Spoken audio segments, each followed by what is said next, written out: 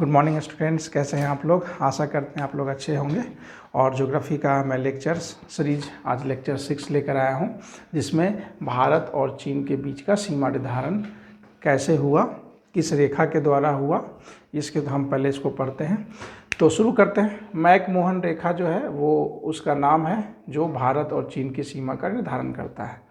ये अंग्रेज के शासन के दौरान भारत और चीन के मध्य उत्तर पूर्वी में यह सीमा 27 अप्रैल 1914 ईस्वी को निर्धारित की गई, जिसे मैकमोहन रेखा के नाम से हम लोग जानते हैं। ठीक है, मैकमोहन रेखा किनके नाम पर रखा गया, तो सर हेनरी मैकमोहन के नाम पर इस रेखा का नाम रखा गया। वर्ष 1914 में हुए शिमला समझौते में इसे दोनों देशों की सीमा के बीच के रूप में दोनों देशों के द्वारा स्वीकार कर लिया गया। तो क्वेश्चन आप समझ गए होंगे। ये क्वेश्चन पूछेगा कि कब मैकमोहन रेखा का निर्धारण किया गया, तो 27 अप्रैल 1914 ईस्वी में। और किनके नाम पर रखा गया, तो सर हेनरी मैकमोहन के नाम पर इसका नाम रखा गया। और किस समझौते के अंतर्गत दोनों देश, भारत और चाइना दोनों देश एग्री हुए, तो शिमला समझौते के अंतर्गत। आगे चलते हैं। वास्तविक नियंत्रण रेखा, जिसको LAC line of actual control कहते हैं। अभी आप देखे होंगे बहुत सारा चल रहा है भारत और चाइना के बीच में। तो आगे चलते हैं। ये जो भारत LAC है वो 4057 किलोमीटर लंबा रेखा है, जो जम्मू कश्मीर जो भारत के अंतर्गत में आती है, और चीन क्षेत्र अक्साई चीन जिसको कहा जाता है, अक्साई चीन जो जिसको कहा जाता है, ये क्षेत्र जो है ये दोनों के बीच में 4057 किलोमीटर टोटल किलोमीटर है, जो LOC actual line of control का लंबाई है। ये कहाँ विस्तृत है, तो ये विस्तृत है लद्दाख, कश्मीर, उत्तराखंड, हिमाचल प्रदेश, सिक्किम, अरुणाचल प्रदेश से होकर गुजरती है।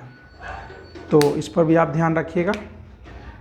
अब देखते हैं भारत एक दृष्टि में देखते हैं। तो विश्व में कुल क्षेत्रफल का प्रतिशत 2.4%, मतलब पूरे वर्ल्ड के ग्लोब का 2.4% क्षेत्रफल की दृष्टि से भारत ऑक्यूपाई करके रखा है। और अगर बात करें क्षेत्रफल की दृष्टि से विश्व में स्थान कौन सा है, तो 7वां स्थान है।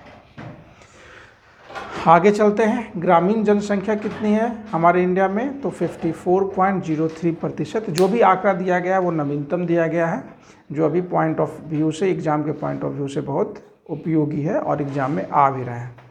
तो पिछले एग्जाम में अगर पूछे गए क्वेश्चन है तो उसको अप टू डेट करके मैं यहाँ पर लाया हूँ।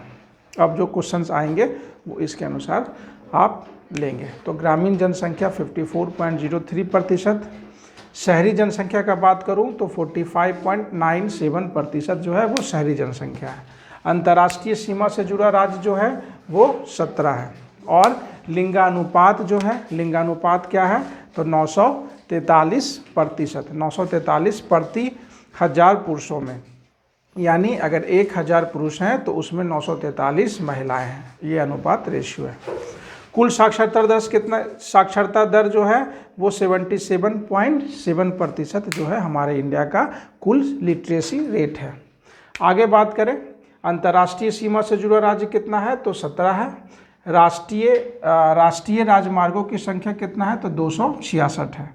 और इसमें कुल जो बंदरगाहों की संख्या है वो 13 है। ये क्वेश्चंस कई बार पूछे गए।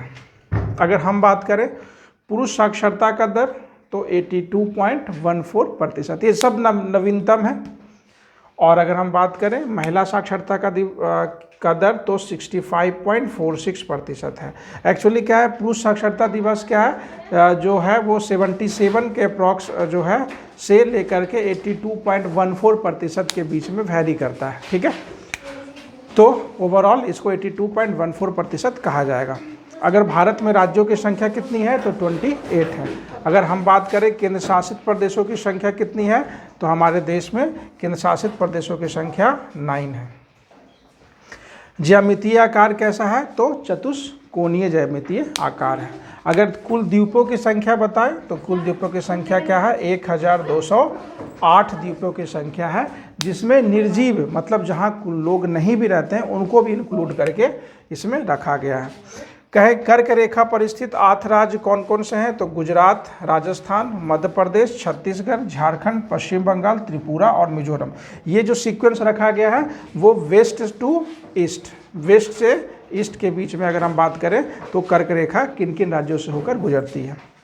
राष्ट्रीय वृक्ष की बात करें तो ये हमारा बरगद है, और राजकीय भाषा की बात करें तो हिंदी। याद रखिएगा, राजकीय भाषा, राष्ट्रीय भाषा नहीं, राजकीय भाषा है जो हमारा हिंदी है। मतलब ये ऑफिशियल लैंग्वेज है हिंदी। इसको पूरे देश के लिए ये निर्धारण नहीं किया गया कि हिंदी बोलना कंपलसरी है, लेकिन देश की जितनी ऑफिशियल जो लैंग्वेज में वर्क होगी वो हिंदी में होगी। ऑब्वियसली इंग्लिश में भी होती है, लेकिन राजकीय भाषा को हिंदी कहा गया है। ठीक है, तो आज का जो मैं लेक्चर रखा है 6 ज्योग्राफी का, ये हमारा बेसिक का, ये फंडामेंटल जो था उसको मैं यहाँ पर समाप्त कर रहा हूँ। बहुत सारे क्वेश्चंस और भी आए हैं, मैं एक लंबा लेक्चर लूँगा, उसमें मैं इसको और भी लाऊंगा। अगले लेक्चर से यानी कि लेक्चर 7 से जो मैं आऊँगा तो वो आपका मेन ज्योग्राफी शुरू होगा। लेक्चर 7 से क्लास को जरूर अटेंड कीजिएगा, वो लेक्चर 7 से आपका क्लासेज मेन ज्योग्राफी में आएगा। अभी जो चल रहा था वो केवल इंट्रोडक्शन था। तो आशा करते हैं आपकी पढ़ाई अच्छे से चल रही होगी। बहुत अच्छा, धन्यवाद।